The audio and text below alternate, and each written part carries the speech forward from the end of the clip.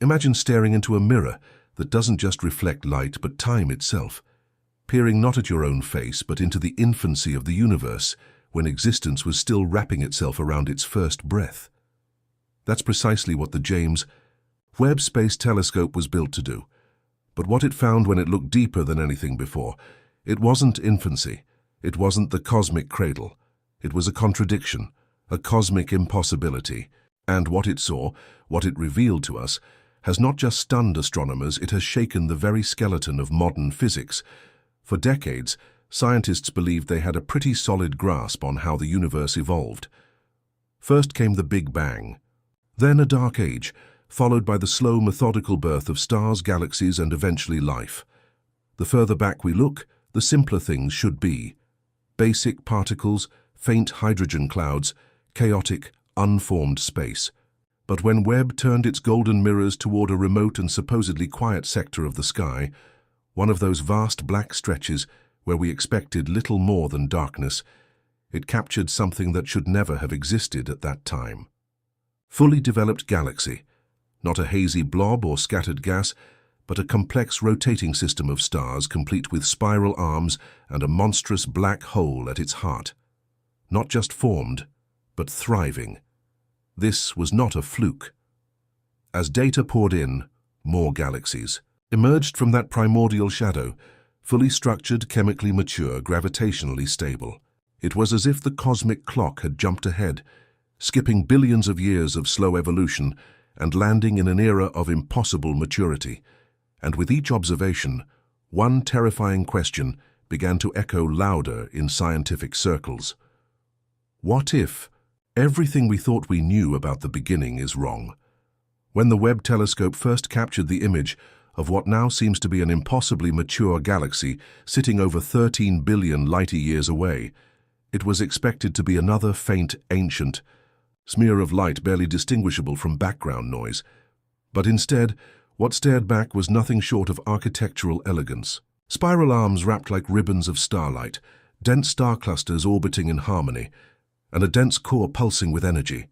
This galaxy wasn't forming, it was formed, and not just barely. It looked like something we'd expect to find several billion years into the universe's timeline, not within the first few 100 million years after the Big Bang. To understand why this is so baffling, you have to understand how galaxies are thought to evolve. In the early universe, matter was spread thin and uneven, gradually pulled together by gravity into clouds that collapsed into stars, which then grouped into galaxies over enormous timeframes. But what Webb saw suggested that this entire process had already completed far too quickly.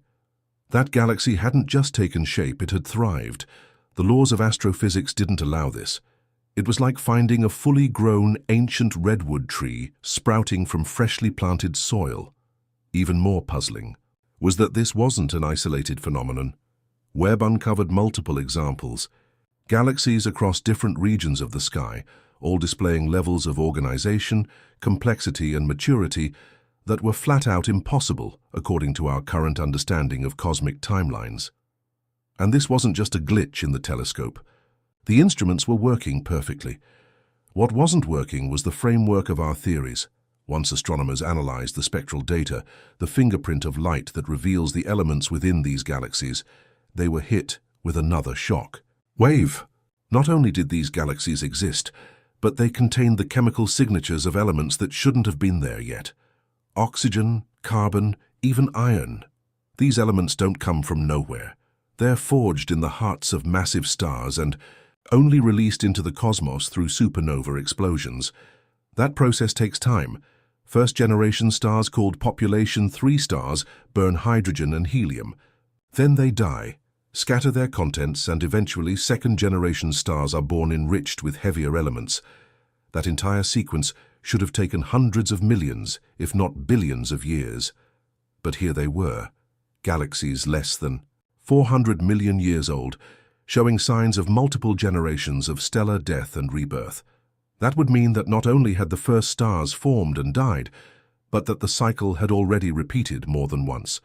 The early universe, it seems, wasn't quietly waking up. It was sprinting, forging, burning, and exploding in ways no one anticipated. And the presence of these elements raises even deeper questions. Because these are not just the ingredients for stars, they are the foundation for planets, atmospheres, and potentially life. To find them so early is like stumbling across a thriving coral reef at the base of a volcano that only erupted yesterday. The timelines don't just feel rushed, they feel broken. Just when scientists thought things couldn't get more confounding, the center of one of these ancient galaxies delivered the most outrageous surprise of all.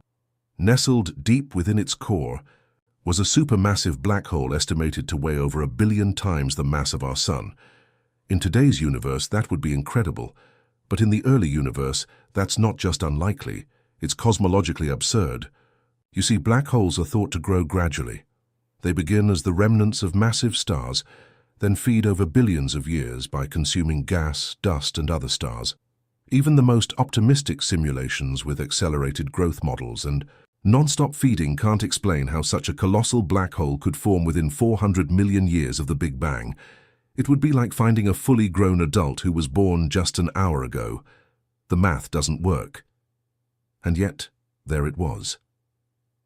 The gravitational signature was unmistakable. The rotation of nearby stars, the energetic emissions, the warped space around it, everything pointed to a black hole that had skipped adolescence entirely. It didn't grow, it arrived. Scientists are now entertaining radical theories. Primordial. Black holes form directly from the collapse of extreme density fluctuations in the early universe, or perhaps the influence of exotic particles or dark matter accelerating their growth. But these are not adjustments to current models. These are completely new blueprints for reality. What do you do when every observation defies the rules you've been taught? For many cosmologists, the answer is unsettling. You rewrite the rules. Because the James Webb telescope hasn't just shown us anomalies. It's revealed a universe that seems to be behaving in reverse, where complexity comes before simplicity, and where ancient light carries blueprints that shouldn't exist. Some scientists now propose that dark matter, long thought to be a passive, gravitational force, might have played a more aggressive role in shaping the early universe, forming scaffolds that fast-tracked galaxy growth. Others suggest that time itself may have flowed differently in those early moments, stretched and warped in ways we can't yet detect, allowing entire epochs of evolution to pass in what appears to us as mere flashes. And then there's the most chilling idea of all, that perhaps the early universe wasn't so different from the one we see today. Maybe complexity is not the endpoint of cosmic evolution. Maybe it's the beginning. As the data kept flowing, researchers began to notice something even stranger, something that had nothing to do with the brightness or the mass of these galaxies, but with the shapes they repeated. Using deep learning algorithms, scientists found that the distribution of these ancient galaxies followed a very particular repeating mathematical ratio, one eerily similar to the golden spiral. This was not just aesthetic, it was structure, a hidden geometry that spanned billions of light years, linking star systems and galaxies in elegant alignment. The very layout of matter seemed to follow a fractal logic, as if the universe was coded, from the beginning with a design that echoed across scales. It wasn't just coincidence. The spiral arms, the rotational symmetry, the orbital distances, Webb's high-resolution imaging revealed that what we thought was random chaos in the early cosmos may in fact have been patterned, predictable like fingerprints. But fingerprints of what? A fundamental law deeper than physics, or something far more disturbing, evidence of intentionality embedded into space-time itself. One of Webb's most controversial findings came not from a galaxy or a black hole, but from the faint chemical trail left behind in a seemingly empty region of space, an interstellar void so ancient it was assumed to be sterile. But the telescope's spectrometers detected something inexplicable. Complex organic molecules, not simple methane or ammonia, but polycyclic aromatic hydrocarbons, the building blocks of amino acids and, by extension, life. These chemicals weren't attached to planets. They weren't swirling inside stars. They were drifting, aimless, and yet somehow intact after 13 billion years. This raised alarms because the implications were beyond biological. It meant that the ingredients of life had existed nearly since the beginning, not formed later in solar systems like ours, but seated into the fabric of the cosmos almost immediately. And if that's true, then life isn't a fluke of planetary alignment. It's a feature, a constant, a thread woven through the universe from the start. The unimaginable, it seems, wasn't just galactic, it was molecular.